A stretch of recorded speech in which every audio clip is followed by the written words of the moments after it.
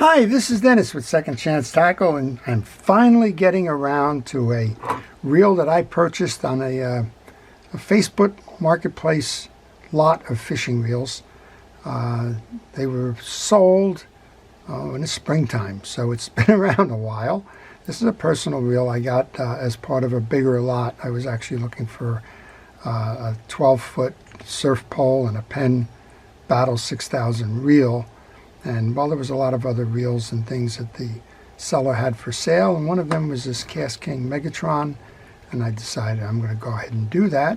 And well, more than one time I've told you it's going to be worked on, and then things got in the way and I haven't worked on it. And here we are almost at the end of 2024, and well, it wasn't a New Year's resolution, but I'm going to work on this one today. I like the reel a lot. It spins nice and free and easy. Those of you that think that KastKing is somehow a secondary brand or cheap, it's not. They're very good reels. That's why I decided to acquire this one. This one does have some metallic loss, and when I asked the owner, he said that it's been sitting in his rod rack. He was using it to jig some herring for bait most of the time, and well, he said the pole that it's sitting in is metal and just kind of knocking back and forth, rubbing against the rim of that pipe, caused that to flake off, and that it wasn't any abuse. And quite honestly, you can see the reel, it's got those nicks and well, beauty marks on them, if you will. But other than that, again, it's been working fine. So let's take this reel apart. We'll show you how these KastKings are made.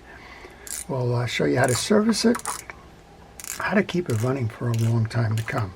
Well, I haven't worked on a Megatron before, so this should be fun, and we'll kind of go through this. We'll kind of talk about the reel. KastKing is located in Garden City, Long Island, out on part of New York, and well, they've got a nice little crew over there. I like working with those folks, and I like fishing with their equipment. One of the things we're going to notice on this one is we have the cross-hatched spool, which means it's braid ready, and this braid is attached directly to that, and you can do that if you have those that cross hatching, or if you have a rubber band, or if you have something else. If you have a smooth arbor inside these spools, don't connect directly. I just serviced an Abu Ambassador. The fella sent it in telling me it needed drag washers. It didn't need the drag washers. What it had was braid slip. Braid is so slippery or slick that if it's a smooth arbor, it just can't grab it. This would be an example of a smooth arbor. Of course, it's a ratchet, but smooth arbor and braid. I'll just probably do this right here. If you tie braid onto it, it's just going to spin. That's all. It'll never grip, and it'll make it appear as though you have no drag washers. Well, we're going to take that off. Of course, I'm not going to go fishing with, well, first of all, three inches of line, and well, it just makes sense to take that off right now. We will service the spool later. We'll show you what's going on in the spool, but I like to know what's going on in a reel before I get started. And if I've never worked on a reel, one of the things I like to do is go out to the internet. In this case, go right to the KastKing site. The KastKing site has all of the schematics for their reels. They show you a burst diagram of the reel so you know what you're looking for. And in this case, they're showing you where the ball bearings are. So 2, 4, 5, 6, 7. This is 7 plus 1 ball bearings, if I'm reading this correctly. And that usually is an indication that that's where they want you to service the reel as well. But we're going to keep that alongside here. And if the time comes where it's appropriate for me to refer to it, we're going to do just that. I'm going to set this aside for a moment. The big parts I can put outside of my parts tray. The smaller parts I put into a parts tray. There's a spare washer from somewhere. I use a parts tray to keep track of the pieces of parts that I remove so that I know where they are when it's time to put them back together. According to the schematic, if I remove this screw cap here, I will be able to remove the handle on the other side. These reels are, this is in the 3000. I believe these come in 2, 3, and 4 sizes, 2000, 3000, 4000. They're great intermediate reels, and I like them a lot. As I mentioned, this one's not going to win any beauty contests, so I'll probably wind up strapping it onto one of my poles, maybe an ugly stick or something. Kind of use that in the backwaters of Raritan Bay in the areas where I fish. This is an interesting one. If you break the reel seat on this, this is an independent handle. You could actually order just the replacement handle for that reel. All right, we're going to take the click ratchet and the spool shim off. One of the things I don't like here is that appears to be a steel screw because there's some rust on it. I don't think that that's appropriate. And then a little squirt of penetrating oil. Then we're going to remove that so that we can remove the clamp that locks in the rotor nut. And then we can remove the rotor. So, even though I have the schematic, I recommend that you take pictures as you do the disassembly of the reel. Those pictures will help you with orientation and position in the event that you do get lost or have to set the reel down for a period of time. Okay, let's see if we can grab this, take this off. Sometimes you can get this. Okay, so what you saw me do there is I pulled it this way, the traditional left or counterclockwise removal, and it actually tightened it up.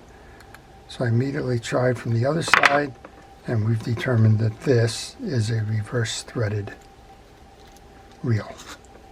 So remember that when you go to reinstall the rotor, that it is reverse thread. That should enable me to remove the rotor. And before I go any further, I don't know what's inside the reel, so I'm going to put on a little protective glove. My friend David gave me a box of gloves. So if you're wondering where you get these fancy colored glasses, see David. All right. As long as your bail is flipping nicely, you don't need to take that apart. Of course, if you've dunked a reel, if you've dropped the reel in the sand, if you feel a grit, if it's not firing properly, then you want to do that. But if it's all working fine, a little squirt of penetrating oil and doing just what I'm doing, just stripping it back and forth, will make that work fine. I'm going to take that spool, put that in Reassembly, and get that out of the way. There are 3 screws that hold the clutch on.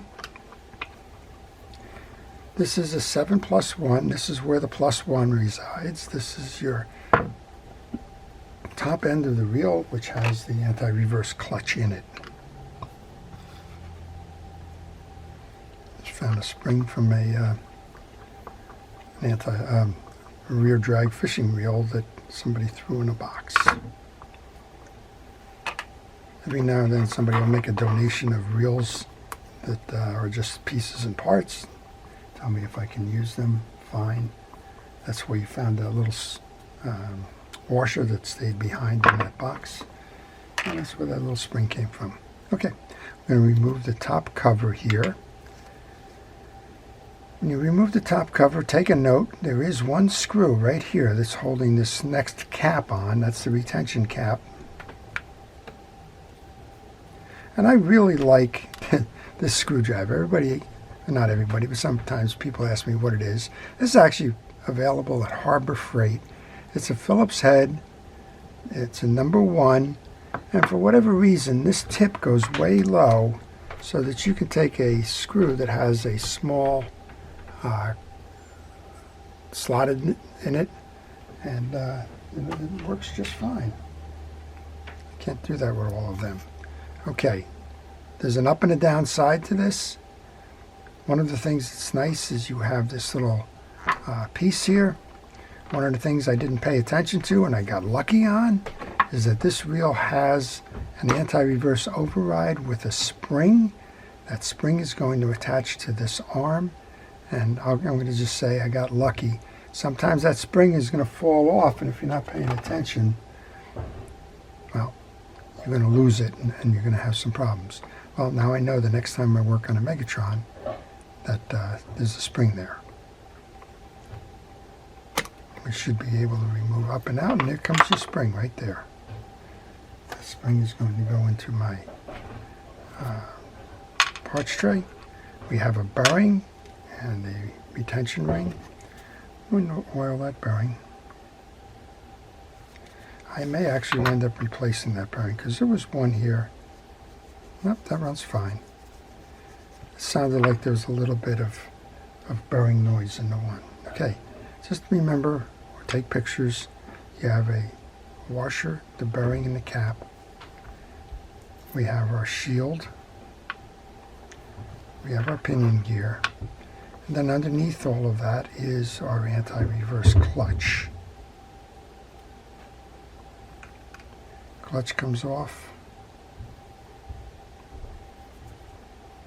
Just trying to find the... I want to remove this.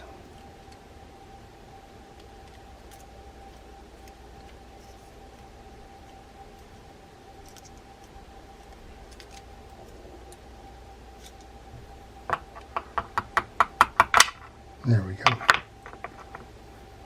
And then we can just put this back on.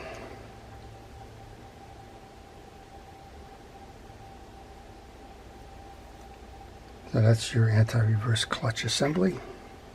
Put that into the piece for safekeeping. Now we can go underneath. We've taken off everything from the top. There's 1, 2, 3, 4 screws that are holding this on.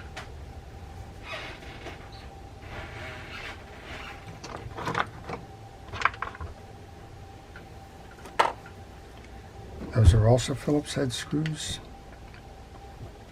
And while I'm removing these, if you have any questions on this reel or any reel in particular, maybe you want to know a little bit more about the company, maybe you want to know a little bit more about the reel. I've tried to give you some information there, but maybe there's something else that you have as a question. And just leave those in the comment section. I do try to answer those. I'm using a micro screwdriver to remove that one. That tip on my screwdriver there is fine, but there's a little hump here that you just can't work that barrel of the screwdriver into. This is one of those Japan industry standard screws. I'm just having a little bit of a hard time getting that out. Take your time. Be patient as you work on this stuff. Don't try to force anything. That's never a good play. There we go. We got it out. And keep track again. You saw that parts tray that I used? That has several sides to it. There's 2 squares, so that gives me 8 corners. And generally I'll use different corners for sub-assemblies. That enables me to separate them so that when I go to reinstall, I can generally just find the pieces and parts. And times like this where you have several different types of screws, keeping those screws separate is also valuable. You don't mix and match, if you will, in terms of wondering where they are or how they came about or so on. Okay. That should be it for the front side plate here.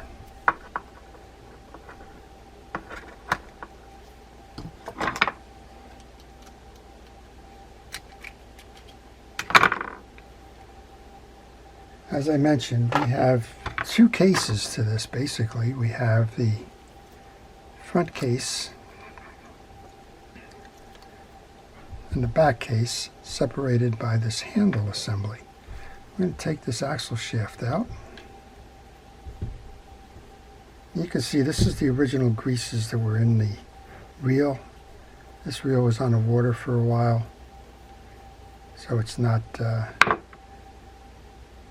hard to say that it should have been serviced. It hasn't been serviced, but I kind of knew that. Alright, hold your crosswind block and you should be able to remove your axle shaft. You can next take that crosswind block out if you like. Now we should be able to remove the main gear. And now there's 2 screws that are holding the handle assembly on. So I'm just going to clean these off the table. We're going to take those 2 screws out. The nice thing about this reel is, despite all its pieces and parts, you can service it. There's a lot of reels these days that manufacturers are making it incredibly hard to service. Okay, now you should be able to separate the handle. Again, if you broke the arm on this handle, you don't have to worry. You can replace that. A lot of times, reels like this, you break the arm on, you're done. All right. Do one more of these, and we're going to turn the process around. We're going to start putting it back together again.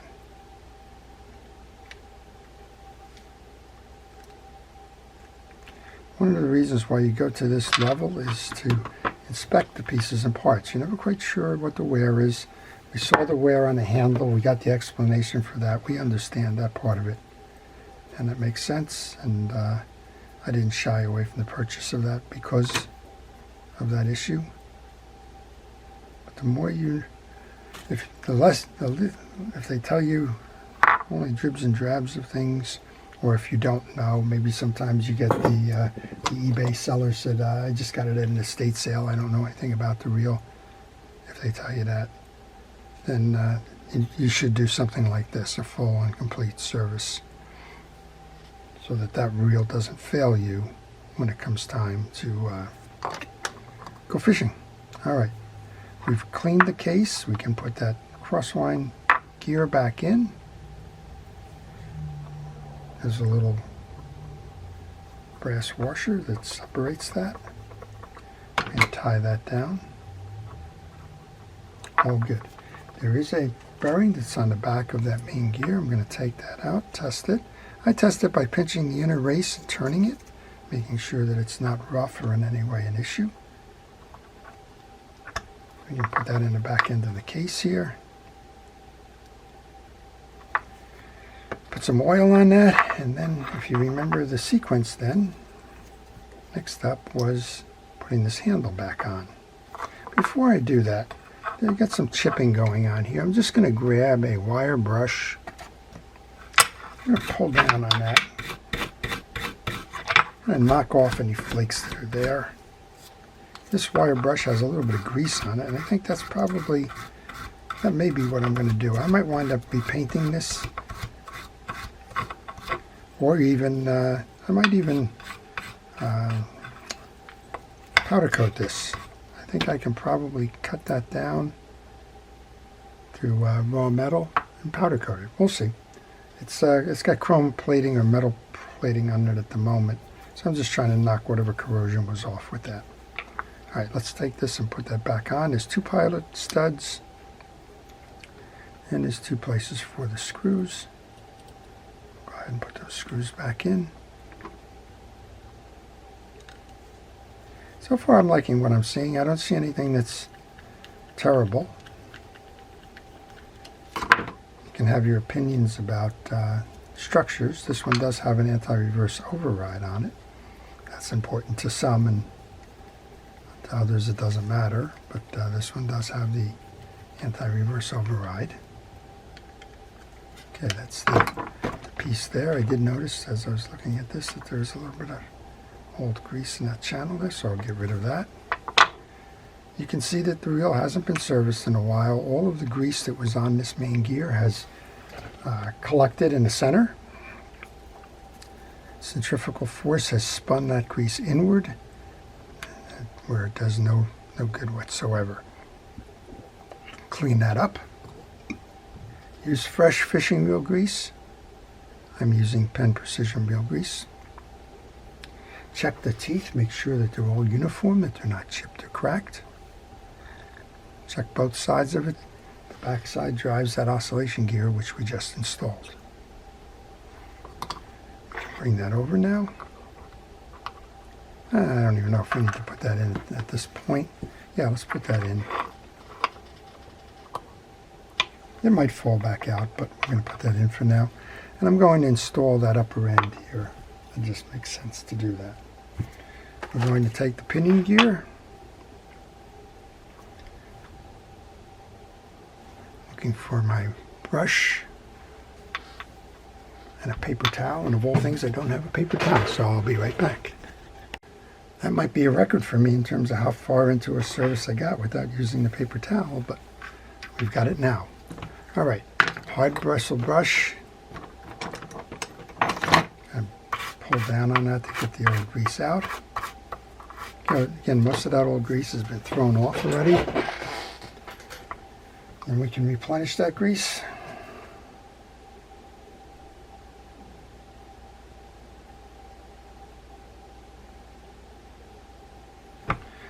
And before I lose that burring here, I'm going to put that onto our spot. Get that on the main gear. And of course I just put it on backwards. There's a shim washer that goes between that bearing and the main gear. Make sure you put that on the right side if you've removed that bearing. There's actually two of them. Here's the other one. Manufacturers use those shim washers to make sure that the tolerances in the case even out. Whenever you're manufacturing a lot of pieces like this, there's variances in those dimensions, and the case shims are what frees that up. Okay, I'm going to grab that shield or sleeve and the anti-reverse gear.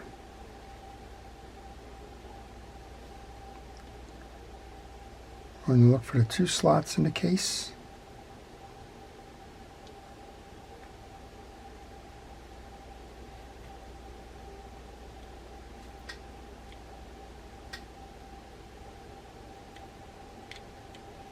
I'm going to bring that down.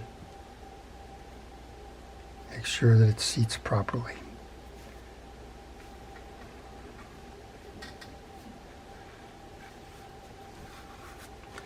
Next up then is the cover that has the bearing in it.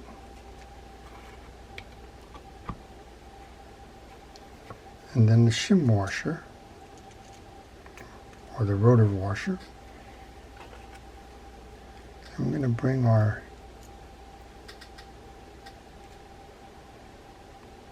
assembly over. That's the cap cover.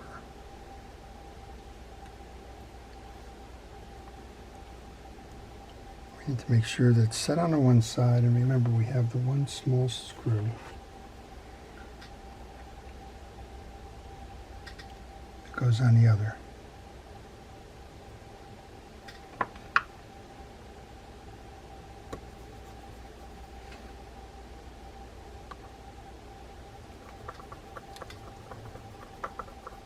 Okay, once you've tightened that down, just do a quick check on it. Turn your pinion gear, make sure that all seems to work properly. Make sure that you bring that gear down. We're going to have to set that crosswind block, but before we do that I want to go ahead and attach the spring. I'm going to take my glove off for that because it's always a delicate process to do that, and if you lose this spring, well, you're pretty much going to be out of luck, so just be careful with these as you're working them. Alright, we have an open end on this side. That's going to go into the hole in your carrier.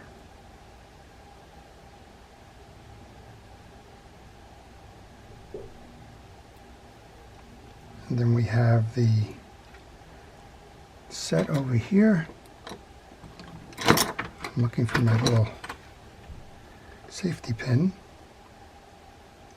To make this one work, you want to pull that back and grab it into that little notch right there.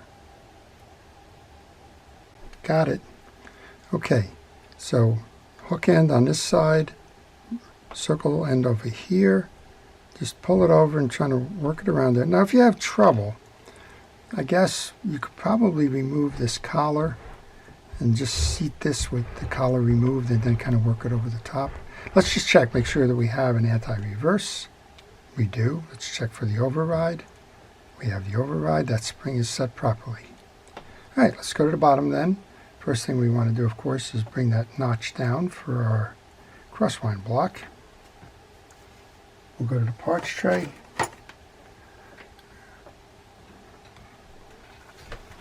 clean up the crosswind block. And I use a variety of things to clean up. You see the paper towel is here. I use cotton swabs to get into tough places like this slot. And that slot and backside is the only part on this that gets grease. We can work that down now. Make sure that this goes over the stud and not on top or the bottom of it.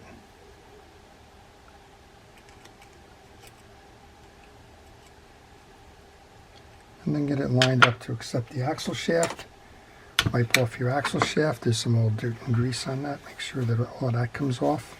So much of fish wheel service and repair is cleaning, examining, and re-lubrication. So just make sure that as you're doing this that you don't miss anything. Find the flat side of the axle shaft that's going to face forward. Bring that in. Merge that with your crosswind block. Make sure that your hole lines up with the hole in the axle shaft. Then go over to your parts tray where you can get the axle shafts through.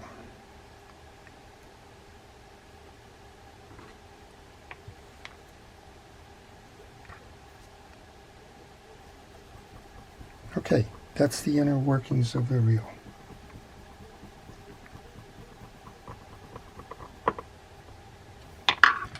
With that complete now, we can take a moment here to put the main case back on. And 3 out of 4 screws here stayed in the case.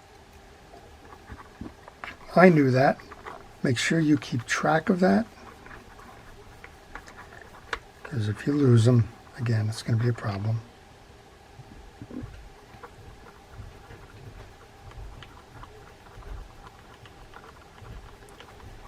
Let's get that one in.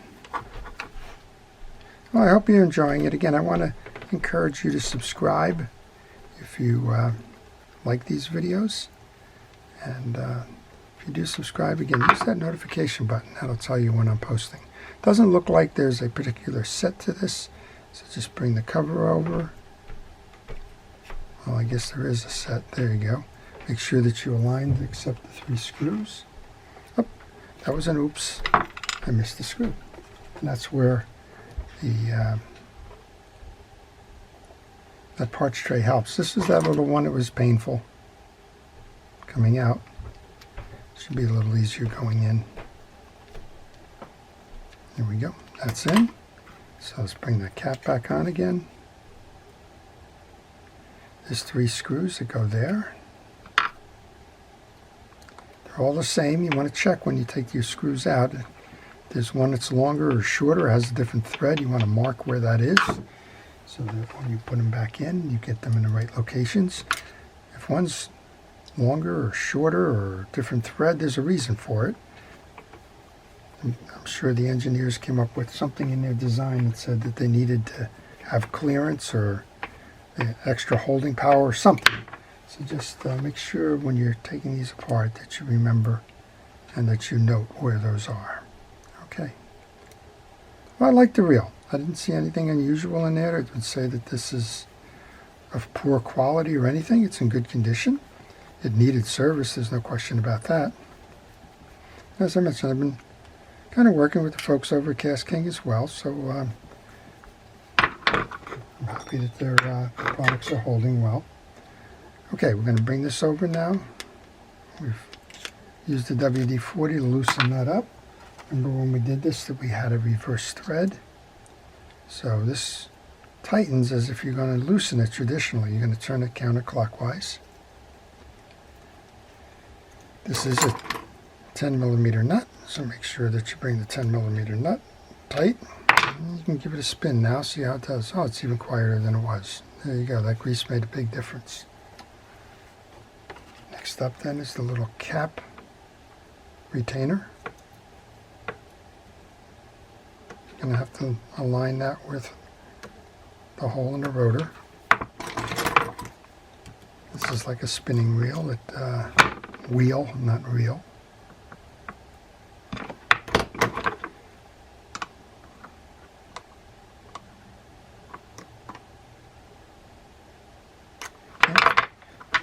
tension screw that I complained about being metal.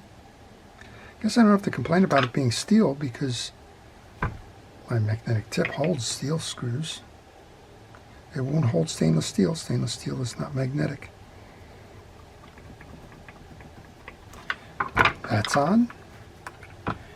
Next up then is our click. That's going to make the let the spool make noise when it's going in reverse for the drag.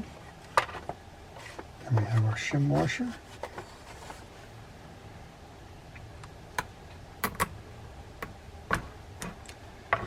And we can service the spool. Let's find out what kind of drag washers we have in here.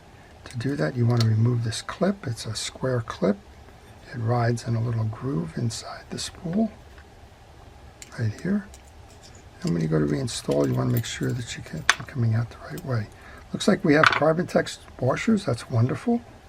Make sure that you clean out the cavity where those washers lay. When you're dealing with a top-sided drag reel, water is going to get in there because the line is spinning around there. It's wet line.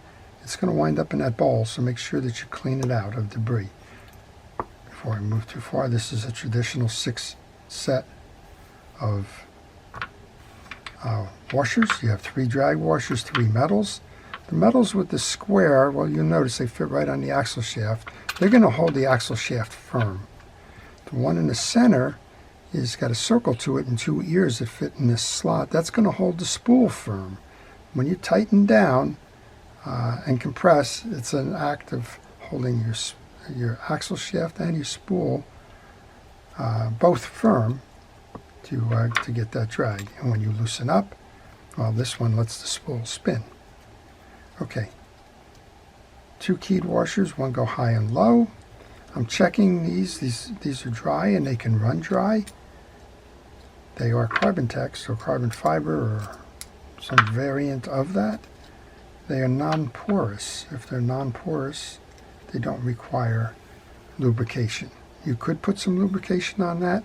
If you do, make sure you wipe it down because excess lubrication will do it absolutely no good at all.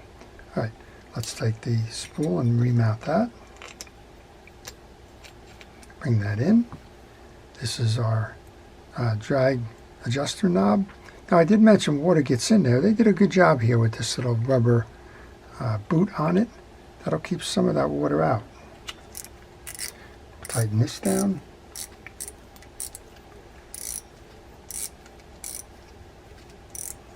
Make sure that it's tight, then back it off. In storage, you don't want your drag washers fully tightened. Go over to the handle now. Nice collapsible handle. I guess the idea of Megatron is that kind of looks like a robot or something. It's a design thing. It's got nothing to do with the actual reel itself. It kind of looks robotic, I guess. All right, bring your handle in. You can put this on either side. If you want to crank this with your right hand, just reverse the handle. Start your thread on this. Make sure that you're threading it nice and evenly. That was giving me some resistance, which told me that I didn't have it set properly. We'll crank that up, tighten it up, and it's just time for a final try here. The little safety pin and those little screws for the override on the anti-reverse seems to be my primary tool. Okay, well, I usually say gloves are off, but we took the gloves off to deal with that little spring. So let's just give it a final test then. It's the KastKing Megatron. This is the 3000 size. As noted, the previous owner was using this to jig some bait fish, herring and the like.